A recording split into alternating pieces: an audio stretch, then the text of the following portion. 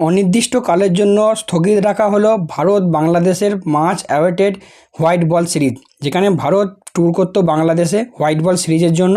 সেই white ball সিরিজের এই যে শিডিউল হওয়ার কথা ছিল সামনেই এই 2025-এই, সেটা বর্তমানে স্থগিত রাখা হলো।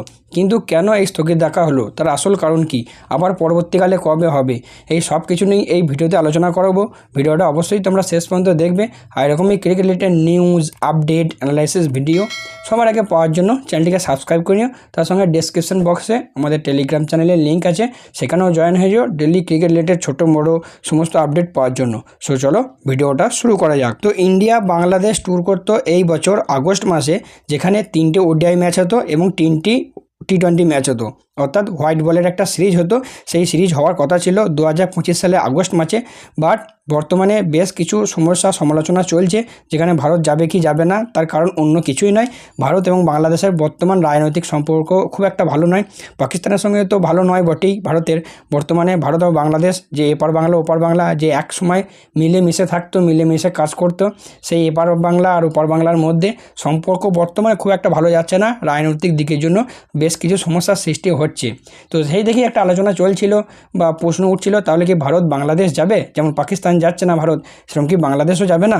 এই নিয়ে অনেক আলোচনা চলছিল। কখনো শোনা যাচ্ছিল এই সিরিজ হবে, কখনো শোনা যাচ্ছিল এই সিরিজ হবে না, এবং এটাও শোনা যাচ্ছিল বিসিসিআই এবং বিসিবি অর্থাৎ দুই দেশেরই ক্রিকেট বোর্ডের যে সমস্ত কর্মকর্তারা রয়েছেন তারা আলোচনা করছেন, মিউচুয়ালি আলোচনা করছেন যে কি করা যায়। তো ফাইনালি সেরকম একটা ডিসিশন এসছে বিসিসিআই এর তরফ থেকে, জানা গেছে।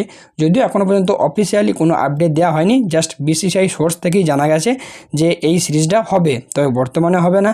এই সিরিজটা হবে 2026 সালে, এবং অনেকটাই পিছিয়ে দেওয়া হয়েছে। 2026 সালের সেপ্টেম্বর মাসে হওয়ার কথা হচ্ছে, এরকমটাই শোনা যাচ্ছে। যদিও এর কোনো আগেই বললাম, এর কোনো অফিসিয়াল শিডিউল বা অ্যানাউন্সমেন্ট এখনও আসেনি, তবে এক প্রকার বলতে পারো এটা কনফার্ম, বিসিসিআই সোর্স থেকেই জানা গেছে। তো যেই সিরিজটা হওয়ার কথা ছিল 2025-এর আগস্ট মাসে, সেই সিরিজটা হচ্ছে 2026-এর সেপ্টেম্বর মাসে হবে, বা সেপ্টেম্বরের আশেপাশে হবে শোনা যাচ্ছে। অর্থাৎ 1 বছর 1 মাস পিছিয়ে যাচ্ছে এই সিরিজ। তবে যেটা বললাম, অফিসিয়াল ডিটেলস এখনও জানানো হয়নি, বলা হচ্ছে যে অফিসিয়াল ডিটেলস পরে অ্যানাউন্স হয়ে যাবে। এবং বিসিসিআইয়ের একটা সোর্স, যেখানে তিনি কমেন্টে বলেন বা মন্তব্য করেন এই ব্যাপারে জানতে হলে, যে বিসিবি এবং বিসিসিআই অর্থাৎ ভারতীয় বোর্ড এবং বাংলাদেশ বোর্ড দুজনে মিলে অফিসিয়ালি মিউচুয়াল করেছে এই সিরিজটার ব্যাপারে। তারা নিজেরাই ঠিক করেছে যে তারা কি চাইছে।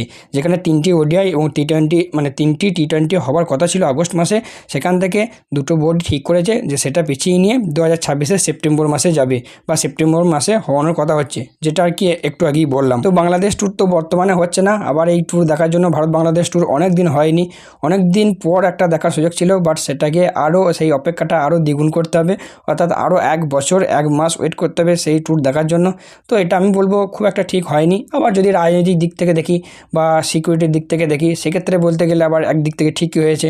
প্লেয়াররা সিকিউর থাকবে, সিকিউরলি এখন খেলতে গেলে হয়তো অতটা সিকিউর ফিল করতো না, তো কিন্তু তখন হয়ে গেলে, তখন যদি সমস্যা মিটে যায় তাহলে সিকিউরলি খেলবে। তো সেটা একটা দিক।